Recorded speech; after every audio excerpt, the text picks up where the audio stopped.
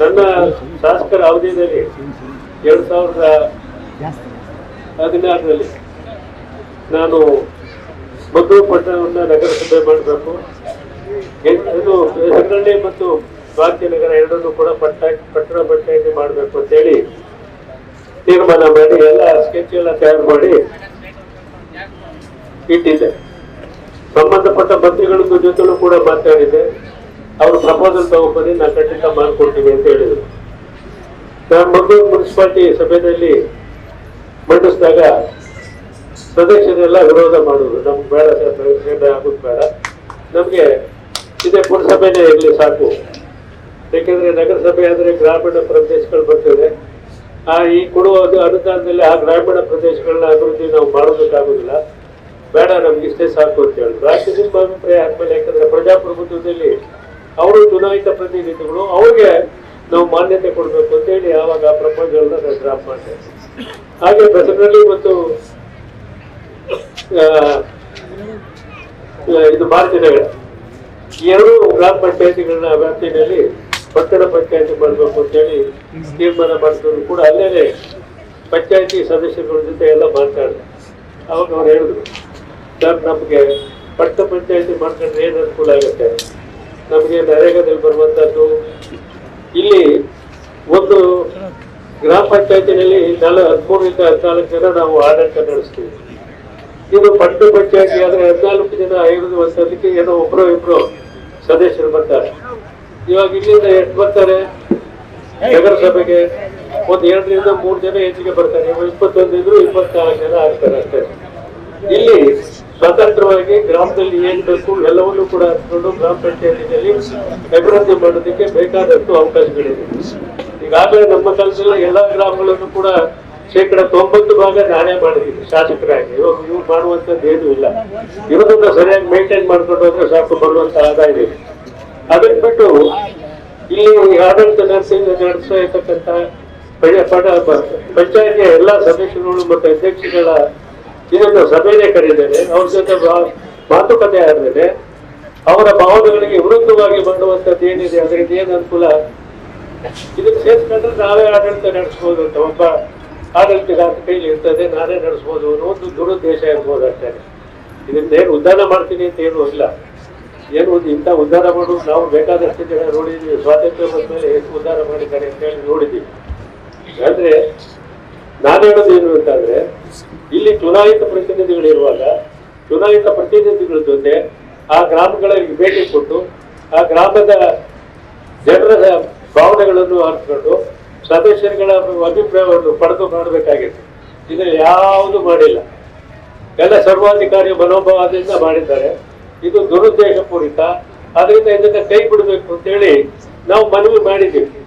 ಮನವಿಗೆ ಸ್ಪಂದಿಸ್ತಾ ಇದ್ರೆ ಇದೇನು ಈ ಗ್ರಾಮ ಏನು ಹೋರಾಟಕ್ಕೆ ಏನು ಹೊಸದೇನಲ್ಲ. ಸುರೇಂದ್ರಪ್ಪನವ್ರು ಹೇಳಿದಾಗೆ ಸರ್ಕಾರಗಳನ್ನೇ ಬಗ್ಸಿರುವಂತ ಗ್ರಾಮ ಇದು. ಎಲ್ಲ ಗೊತ್ತಿಲ್ಲ, ಸರ್ಕಾರಗಳೇ ಬಂದು ಮಂಡಿಯೂರಿದೆ ಎಷ್ಟೋ ಸಾರಿ. ಈ ಸುರೇಂದ್ರಪ್ಪನವ್ರ ನೇತೃತ್ವದಲ್ಲಿ ನಡೆಸಿದಂತ ಚಳವಳಿಯಲ್ಲಿ ನಾವು ಕೂಡ ಸಕ್ರಿಯವಾಗಿ ಭಾಗವಹಿಸಿದ್ದೀವಿ. ಯಾವಾಗಲೂ ಕೂಡ ನಾವು ಭಾಗವಹಿಸ್ತಾ ಇಲ್ವೇ ಇಲ್ಲ. ಸುರೇಂದ್ರಪ್ಪನವ್ರು ಯಾವಾಗ ಕರೆದ್ರು ಕೂಡ ನಾವು ಅವರು ಚಳವಳಿ ನಡೆಸಿದಂತ ಸಂದರ್ಭದಲ್ಲಿ ಮಂಡ್ಯ ನಗರದಲ್ಲಿ ದಿನಗಳ ಗಂಟೆ ಕುಳಿತುಕೊಂಡು ನಾವು ಅವ್ರ ಜೊತೆ ಕುಳಿತು ನಾವು ನಡೆ ಮಾಡಿದ್ದೀವಿ, ಅವ್ರಿಗೆ ಬೆಂಬಲ ಕೊಟ್ಟಿದ್ದೀವಿ. ನಮ್ಮ ಬೆಂಬಲ ಯಾವಾಗಲೂ ಕೂಡ ಈ ಗೆಜ್ಜೆಗೆರೆ ಗ್ರಾಮದ ಎಲ್ಲ ನಮ್ಮ ಜನರಿಗೆ ಸದಾ ಇರ್ತದೆ. ಯಾವುದೇ ಕೂಡ ನಾವು ಅವ್ರ ಜೊತೆ ಸ್ಪಂದಿಸಿದ್ದೀವಿ, ಮುಂದೆನೂ ಕೂಡ ಇದೇ ರೀತಿ ಸ್ಪಂದಿಸ್ತೀವಿ ಅಂತ ಹೇಳ್ತಾ, ನಮ್ಮ ಅಶೋಕ್ ಅವರಲ್ಲಿ ಮತ್ತೆ ನಾರಾಯಣಸ್ವಾಮಿಯಲ್ಲಿ ನಾವು ಮನೆ ಮಾಡಿದ್ದೇವೆ ಅಂತಾದ್ರೆ ದಯಮಾಡಿ ನೀವು ಕೂಡ ಇವಾಗ ಏನೋ ವಿಶೇಷ ಅಧಿವೇಶನ ಕರೀತಾರಂತೆ, ಅಧಿವೇಶನದಲ್ಲಿ ತಾವು ಕೂಡ ಹೋರಾಟ ಮಾಡಿ ಇದು ಮಾಡಿ ಹೇಳ್ಬೇಕು. ನಾನು ಕುಮಾರಸ್ವಾಮಿ ಅವರನ್ನು ಮನವಿ ಮಾಡ್ತೀನಿ, ಒಂದು ದಿವಸ ಬಂದೋಗಿ ಅಂತೇಳಿ. ತಾವು ಕೂಡ ಎಲ್ಲ ಬಂದಷ್ಟು ಭಾಗವಹಿಸಬೇಕು ಅಂತೇಳಿ ನಾನು ಎಲ್ಲರನ್ನು ಮನವಿ ಮಾಡಿ, ಈ ಇವ್ರ ಬೇಡಿಕೆ ಏನಿದೆ ಗೆಜ್ಜಿಗೆರೆಯವರ ಬೇಡಿಕೆ, ಇದು ಯಶಸ್ವಿ ಆಗುವವರೆಗೂ ಕೂಡ ಇದನ್ನ ದಂಡನ ಹೀಗೆ ಮುಂದುವರಿಸ್ತೀವಿ ಅಂತೇಳಿ ಸುರೇಂದ್ರಪ್ಪನವರು ಆವಾಗಲೇ ಹೇಳಿದ್ದಾರೆ. ನಾವು ಯಾವುದೇ ಕಾರಣಕ್ಕೆ ನಿಲ್ಲಿಸೋದಿಲ್ಲ ಅಂತ ಹೇಳಿದ್ದಾರೆ. ಇದರಲ್ಲಿ ನಿಮ್ಮ ಹೋರಾಟಕ್ಕೆ ಜಯವಾಗಲಿ ಅಂತೇಳಿ ತಿಳಿಸ್ತಾ ನಮ್ಗೆಲ್ರಿಗೂ ಮಾತಾಡ್ತಿರ್ತೇನೆ.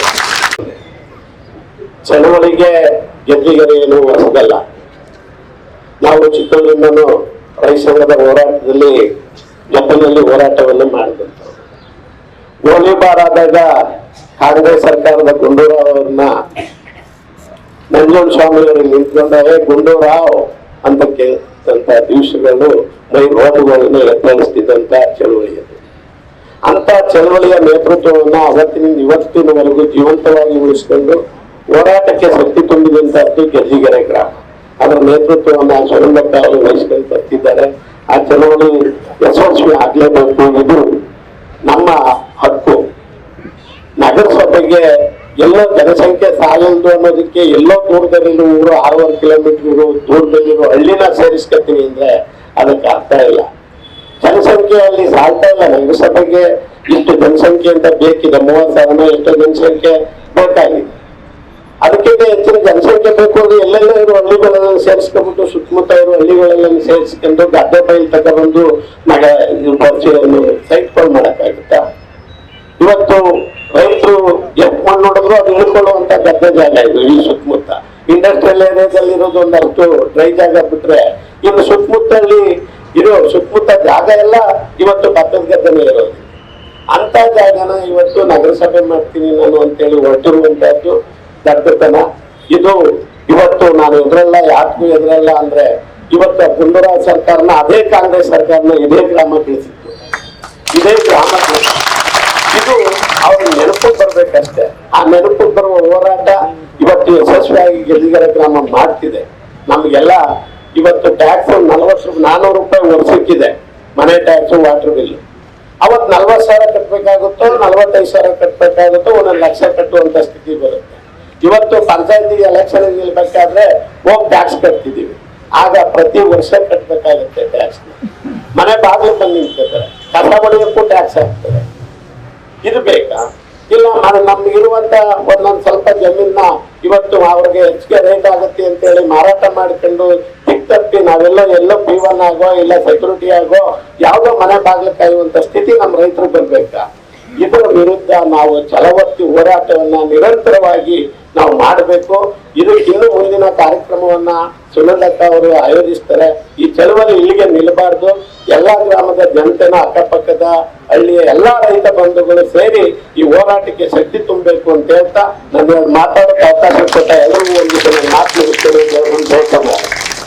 ನಮ್ಮ ಯೂಟ್ಯೂಬ್ ಚಾನೆಲ್ನ ಸಬ್ಸ್ಕ್ರೈಬ್ ಆಗಿ, ಲೈಕ್ ಮಾಡಿ, ಪಕ್ಕದಲ್ಲಿ ಕಾಣಿಸೋ ಬೆಲ್ ಐಕನ್ನ ಕ್ಲಿಕ್ ಮಾಡಿ.